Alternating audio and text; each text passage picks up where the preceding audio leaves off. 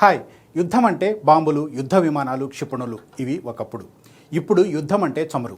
ప్రపంచ ఇంధన అవసరాలు తీర్చడం మాత్రమే దీని పని కాదు. యుద్ధ వ్యూహాలకు ఇంధనంగా కూడా మారిపోయింది చమురు.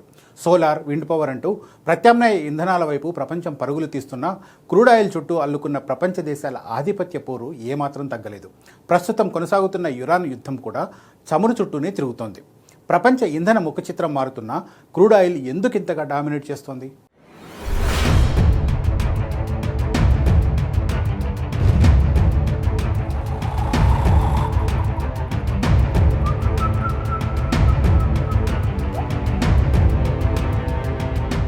ఇంధన సంక్షోభం గడిచి దశాబ్దాలు అవుతున్న ప్రపంచ రాజకీయాలను శాసించే బ్రహ్మాస్త్రం మాత్రం ఇంకా చమురనే చెప్పాలి.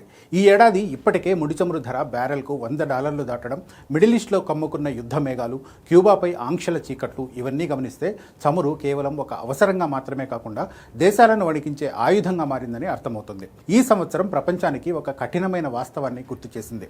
గ్లోబల్ ఎకానమీకి, భౌగోళిక రాజకీయాలకు చమురు ఎంత మూలస్తంభమో మరోసారి చాటి చెప్పింది. ఇరాన్ తన భౌగోళిక అనుకూలతను అడ్డం పెట్టుకుని గల్ఫ్ దేశాల గుండా జరిగే చమురు, గ్యాస్ సరఫరాను అడ్డుకుంటూ ప్రపంచ ఆర్థిక వ్యవస్థలకు సవాల్ విసురుతుంది. చమురు అనేది ఒక సంపద మాత్రమే కాకుండా శత్రువులను దెబ్బతీసే పొలిటికల్ టూల్గా మారిపోయింది. ఒక దేశాన్ని లొంగదీసుకోవడానికి వాడే ఆయుధంగా అవతరించింది. ఇందుకు ఉదాహరణే క్యూబా. కమ్యూనిస్టు ప్రభుత్వాన్ని కూలదోయడానికి అమెరికా ఆ దేశానికి చమురు అందకుండా దిగ్బంధించింది. ఇంధనం లేక క్యూబా ఇప్పుడు అంధకారంలో మగ్గుతోంది. విద్యుత్ కోతలతో తీవ్రమైన మానవతా సంక్షోభాన్ని ఎదుర్కొంటోంది. అటు వెనుజులాలోని నికోలస్ మదురో ప్రభుత్వంపై ట్రంప్ పాలనలో జరిగిన ఆధిపత్య పోరు కూడా చమురు చుట్టూ తిరిగింది. ఇంటర్నేషనల్ ఎనర్జీ ఏజెన్సీ ప్రకారం 1970ల నాటి ఇంధన సంక్షోభంతో పోలిస్తే ప్రస్తుతం ప్రపంచం వాడుతున్న ఇంధనం ఏకంగా రెట్టింపోయింది. అంతర్జాతీయ ఇంధన అవసరాలలో ఇంకా 30% కేవలం చమురు ద్వారానే తీరుతున్నాయి. అంటే మనం ఇంకా ఎనర్జీ ట్రాన్సిషన్ తొలి దశల్లోనే ఉన్నాం. ఇక సహజ వాయువు పరిస్థితి కూడా భిన్నంగా లేదు. సైనిక దాడుల భయంతో ఖతార్ గత వారం గ్యాస్ ఎగుమతులను నిలిపేసింది. దిగుమతులపైనే ఆధారపడ్డ యూరప్, ఆసియా దేశాల్లో గ్యాస్ ధరలు ఒక్కసారిగా ఆకాశాన్ని అంటాయి.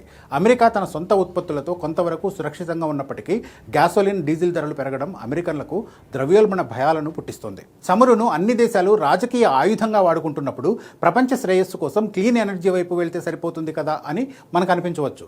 క్లీన్ ఎనర్జీ చుట్టూ కూడా కొన్ని భౌగోళిక, రాజకీయ సమస్యలు ఉన్నాయి. సోలార్ ప్యానెల్స్, విండ్ టర్బైన్లు, ఎలక్ట్రిక్ బ్యాటరీల ఉత్పత్తిలో చైనాదే ప్రపంచ గుత్తాధిపత్యం. అంటే నిన్నటి వరకు చమురు కోసం అరబ్ దేశాలపై ఆధారపడ్డ ప్రపంచం రేపు క్లీన్ ఎనర్జీ టెక్నాలజీ కోసం చైనాపై ఆధారపడక తప్పని పరిస్థితి. దశాబ్దాలు మారుతున్నాయి, టెక్నాలజీ మారుతుంది, కానీ ఆటగాళ్లు మారినా పాత ఆట మాత్రం ఆగడం లేదు.